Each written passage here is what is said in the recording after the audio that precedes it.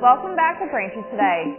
I'm Martha Konstandinidis and you're watching BCAM TV. Now we'll be getting into our latest stories from the week.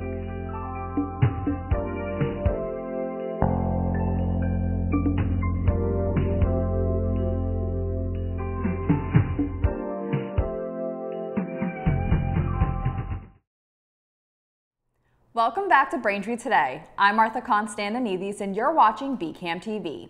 Now we'll be getting into our latest stories from the week. Scores of people were killed and hundreds wounded in Israeli airstrikes in Lebanon on Monday, officials said. The death toll from Monday's Israeli strikes on Lebanon has risen to 274, with 1,024 people wounded, the Lebanese health minister said in a news conference. This has been considered the deadliest Israeli strikes on Beirut since the summer of 2006 during the Israel-Hezbollah war. It is unclear how many of the casualties were civilians or Hezbollah militants, but many of the locations described by Israel as Hezbollah targets are residential neighborhoods and villages.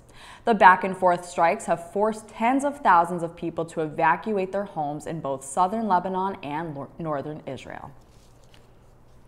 The Israeli military raided and ordered the closure of local news channel Al Jazeera in the occupied West Bank, the network said. Al Jazeera broadcasted live footage early Sunday of Israeli soldiers entering its offices in Ramallah, capturing the reactions of Bureau Chief Walid Omari and staff members live on air. During the video broadcast by Al Jazeera, a soldier can be heard informing Omar of a military order to close Al Jazeera's office for 45 days. Reading the military order given to him on air, Omari said staff members had only 10 minutes to take their personal belongings and cameras and vacate the office. The security guard on shift at the time told CNN the soldiers used explosives to breach the building's entrance. Al Jazeera's office in Ramallah has been operational for decades. It became even more essential for the network after Israel shut down its Jerusalem office and seized some of its communication equipment in May. In Alabama, 4 people were killed and 17 more were injured in a shooting on Sunday, according to Birmingham police. Some wounded individuals suffered life-threatening injuries, and police said they believe multiple suspects fired at a large group of people standing outside near Magnolia Avenue in the 5 Points South area. The shooting happened just after 11 p.m. local time. 2 men and 1 woman were pronounced dead at the scene by Birmingham Fire and Rescue. Each had multiple gunshot wounds. They were identified Sunday night as Antira Holloman, 21, Taj Booker, 27, and Carlos McCain, 27. Later on, a 4th gunshot victim, an adult man, was pronounced dead by staff at University of Alabama at Birmingham Hospital. Kentucky State Police investigators are trying to determine why a Kentucky sheriff allegedly shot and killed a district judge after they argued inside the judge's chambers. District Judge Kevin Mullins, 54, was found last week with gunshot wounds. During a press conference, Kentucky State Police Trooper Matt Gayhart said Mullins was later pronounced dead at the Letcher County Courthouse. Letcher County Sheriff Sean M. Steins, 43, whose role made him responsible for judge's personal security, shot Mullins after an argument inside the judge's chambers, a preliminary police investigation revealed. Steins is now facing a first-degree murder charge, state police said. Steins turned himself in after the shooting and was arrested at the scene without incident on Thursday, authorities said. While other people were in the building when Mullins was shot, no one else was inside the judge's chamber and no other injuries were reported. The State Department announced Wednesday that Americans can now renew their adult passports online. The new system bypasses the traditional method that required printing out a form and mailing a check. The State Department said in a statement, quote, "By offering this online alternative to the traditional paper application process, the department is embracing digital transformation to offer the most efficient and convenient passport renewal experience possible," end quote. A public beta version of the new process was originally launched in June. It is now available 24/7 at travel.state.gov. Thanks for watching Braintree Today. We'll be right back with more after the break. Hi, I'm Phil Ng, General Manager of the MBTA. We have a tremendous amount of work that has been ongoing throughout our system since we launched this track improvement program. And I want everyone to know that we have significant work coming up, starting Friday, September 6th and ending on Sunday, September 29th. We will begin a 24-day closure of the Braintree branch between JFK UMass and Braintree stations. During this time, Red Line trains will not be serving North Quincy, Wollaston, Quincy Center, Quincy Adams, and Braintree stations. To get our riders moving, we will provide alternative transportation options, including free shuttles, commuter rail, and Winthrop-Quincy ferry service. I know the timing of this diversion may be problematic and understand this will be disruptive, especially with the start of the school year. But this is crucial work that, once complete, will begin to bring immediate benefits to our riders and the communities that we serve. So I ask all of you for your patience as we revitalize 18 miles of track. I want our riders to know that we'll be accomplishing record work in terms of long-deferred track work, signal work, power work, and station work that's needed to enhance their trips. At the end of this 24 days, we'll be restoring service back to its 40 miles an hour maximum speed. And then over the course of the next few months, we will be raising speeds to up to 50 miles an hour. At the end of this, riders will be able to regain 27 minutes a day of their travel. Every day, round trip, they will save 27 minutes. To increase awareness and help riders plan ahead, we're working with our community partners and stakeholders to inform riders, including all of the returning students.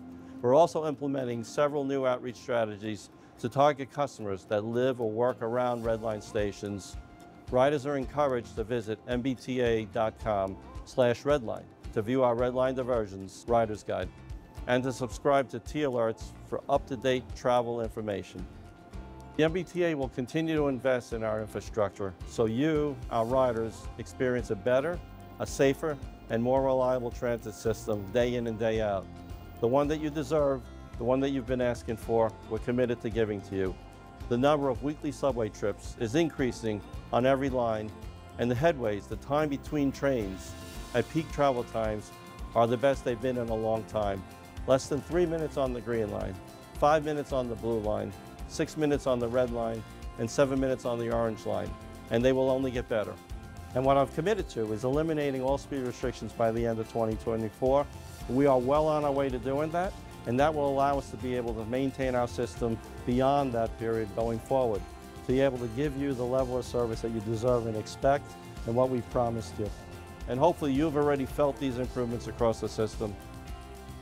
A system closure of this magnitude takes the hard work and dedication of hundreds of MBTA employees and construction workers. I want to thank everyone involved in planning and delivering and safely executing all of these diversions and this upcoming one. Your work contributes to making the T safer, faster, more reliable, and hopefully the preferred choice of travel. I also want to thank our riders for their continued patience and confidence that the T will get this job done, and we're getting this done for you. Thank you for riding the T. Welcome back. Now let's get right into some Braintree news. Braintree's Mayor Aaron Joyce announced a $14.9 million settlement with Frederick Weichel, the Massachusetts man who was freed in 2017 after spending 36 years in prison for a murder he didn't commit. Weichel was convicted for the murder of Robert LaMonica in Braintree. He was released in 2017 after a police report surfaced suggesting that someone else could have committed the murder. Weichel sued Braintree in 2020, claiming the town's law enforcement were responsible for his wrongful arrest, imprisonment, and conviction. In a press release from the town, Mayor Joyce said, quote, "There are no winners with this case. Mr. Weichel spent 36 years in prison for a crime he did not commit. He missed out on the opportunity to have a family, to travel, or to enjoy all the normal experiences of life we take for granted. To control the impact on our financial stability going forward, we are aggressively pursuing insurance coverage collections with the help of our legal team, and we anticipate recovering a meaningful portion of the settlement." End quote. Weichel separately sued the Commonwealth of Massachusetts. A $10 convenience store investment turned into a retirement fund boost for one Braintree man last week. Last Tuesday, Braintree resident Mark Farina claimed one of the 10 $1 million prizes in the Massachusetts State Lottery's $2 million 50X cash word, scratch ticket game. Farina took the prize in the form of a one-time payment of $650,000 before taxes. Farina said he plans to use the money to make some improvements to his home and put some towards retirement and his family. Resendez Market at 960 Washington Street in Braintree earned a $10,000 bonus for selling the winning ticket. In October, South Shore Health is hosting a senior safety program in Braintree. The Senior Safety and Resource Fair is a free event on October 9th that features classes, demonstrations, and information for seniors, caregivers, and individuals of all ages. This community event is sponsored by the Friends of South Shore Health, the Braintree Department of Elder Affairs, and the Rotary Club of Braintree. The fair will be held at the Braintree Department of Elder Affairs, located at 71 Cleveland Avenue in Braintree, from 2 to 4 p.m. Registration is encouraged, and if you'd like to register, please call 781-848-1963.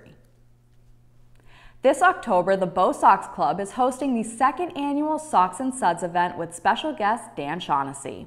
The Bo Sox Club will be celebrating their 20th anniversary at the Widowmaker Brewing Company on October 17th. Those with tickets can attend the event from 7 to 9 p.m.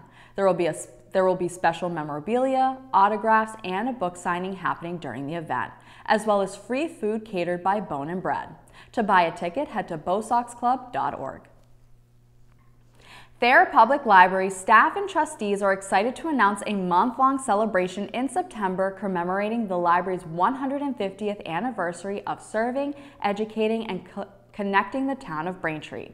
A wide range of special events and activities are planned, offering something for all ages as the library reflects on its rich history and looks forward to the future. Throughout September, children are invited to make a birthday card for the library in the children's room. Additionally, all visitors are encouraged to share their favorite library memories on the community board that will be set up in the library. For more information about the Thayer Public Library's 150th anniversary events, visit thayerpubliclibrary.org or contact the library by phone at 781-848-0405 extension 4417 or by email at referencedesk@braintreema.gov. Thank you for watching Braintree Today on BCAM TV. We'll be right back with more stories in the area. Steps to keep yourself and your family safe from ticks and the illnesses they can cause. Use EPA-approved tick repellents on your skin and clothes. Read and follow the directions. Wear light-colored clothing to make it easier to spot a crawling tick. Check for ticks on yourself, your kids, and your pets anytime you've been outdoors. Some tick bites can make you sick, but finding and removing a tick properly makes it less likely.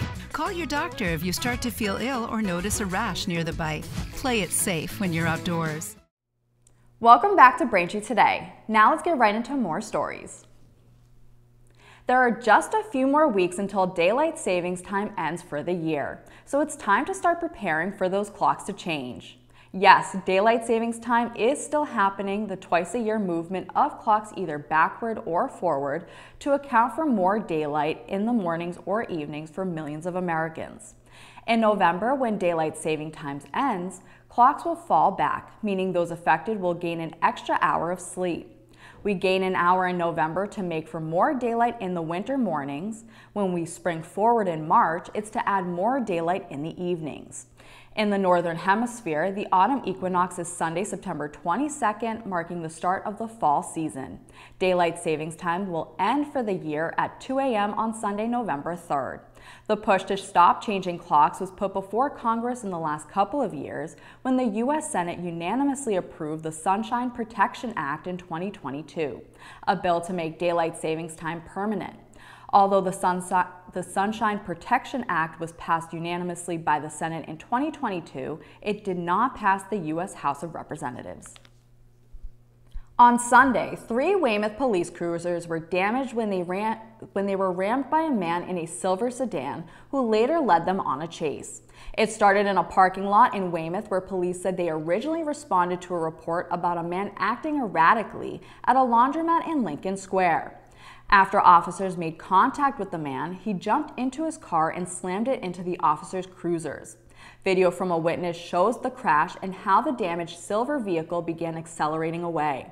Police said the suspect drove toward Route 3 but crashed at the end of the ramp. The man, whose identity was not initially released, was taken to the hospital for an evaluation. The Healy administration is giving a local business a major boost. Granite Telecommunications is receiving a $1 million boost from the Healy administration to help pay for the renovations at its new North Quincy headquarters. The State Economic Assistance Coordinating Council approved $1.2 million in state tax incentives for the project last week.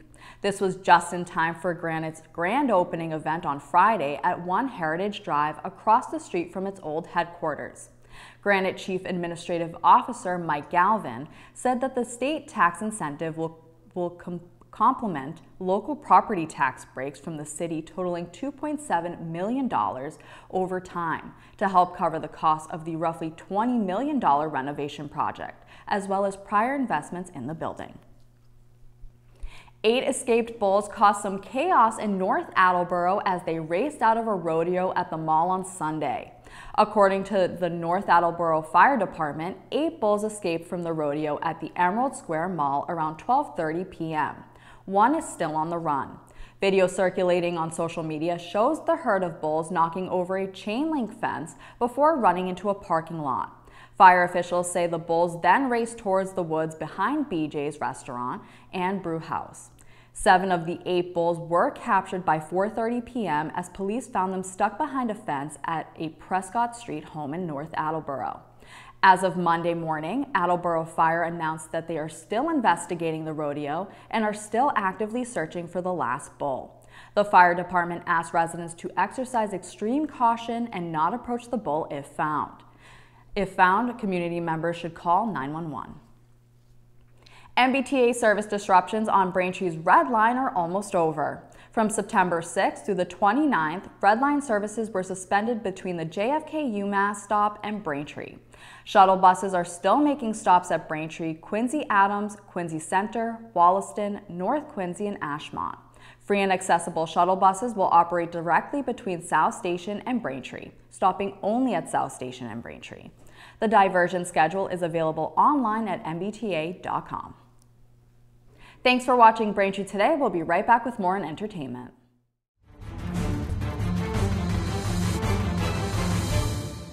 Hi, I'm Tom Lyons, a retired captain from the Quincy Fire Department and the author of the book Fighting Fire, A Proactive Approach.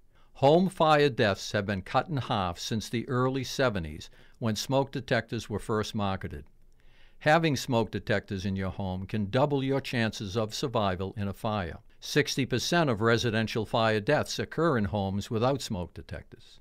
Thus, smoke detectors must be present on each level of habitation. Photoelectric smoke detectors are required within 20 feet of a kitchen, bath, or shower. They are required on the ceiling outside bedrooms no further than 10 feet away. They are also required to be present on the ceiling at the base of stairwells. Additional placement may be required depending upon the year the home was built or when a substantial addition was added. Create a safe home environment. Maintain your smoke detectors. Thank you for doing so. Welcome back to Braintree Today. This week in entertainment, we have 3 recommendations for you to watch. First up, Monsters, the Lyle and Eric Menendez story, follows the 1989 murders of Jose and Kitty Menendez, who were killed by their sons Lyle and Eric. The series stars Nicholas Alexander, Chavez, and Cooper Koch. You can watch Monsters, the Lyle and Eric Menendez story now on Netflix. Next, The Penguin is an 8-episode limited series that follows Oz Cobb, aka the Penguin, who makes a play to seize the reins of the crime world in Gotham. The series stars Colin Farrell and Kristen Milioti. You can watch The Penguin now on Max. And finally, Agatha All Along is a mini-series that follows spellbound Agatha Harkness, who regains freedom thanks to a teen's help. Intrigued by his plea, she embarks on the Witch's Road trials to reclaim her powers and discover the teen's motivations. The series stars Katherine Hahn and Joe Locke. You can watch Agatha All Along now on Disney+. That'll do it for news today. Remember, if you're a customer of Verizon, you can watch BCAM TV in high definition on channel 2128. I'm Martha Konstandinidis, and thank you for watching Braintree Today on BCAM TV. We'll see you next time.